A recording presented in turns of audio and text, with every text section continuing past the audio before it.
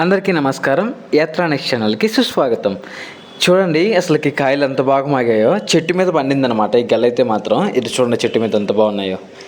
చెట్టు మీదే పండినటువంటి ఈతకాయలు అయితే చాలా బాగుంటాయి అనమాట.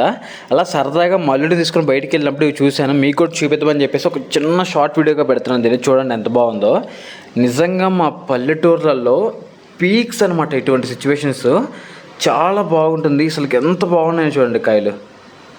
ఎంత చెట్టు మీద మాగిపోయి ఉన్నాయి. చాలా రాలిపోయాయి కింద అయితే ఇప్పుడు లాగేటప్పుడు. నిజంగా వేరే లెవెల్ అసలు ఇవైతే మాత్రం సూపర్ అంటే సూపర్గా ఉన్నాయి చూడండి. అసలు ఎంత బాగా ప్రతి చెట్టుకి అలా మాగిపోయినాయి అనమాట. నిజంగా అందుకే చెప్పేది పల్లెటూర్లలో అసలు మామూలుగా ఉండదు ఆ వాతావరణం. ఇటువంటి ఫ్రూట్స్ కావచ్చు, న్యాచురల్ ఫ్రూట్స్ ఇలా తినడానికి కానీ అన్నిటికీ కూడా పెట్టి ఉండాలన్నమాట.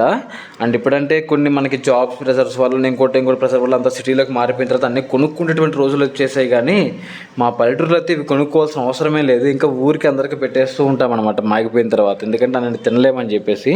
అంత బాగుంటుంది మా పల్లెటూరు క్లైమేట్ అయితే మాత్రం. నిజంగా ఈ చెట్లు చూడండి ఎంత బాగున్నాయో.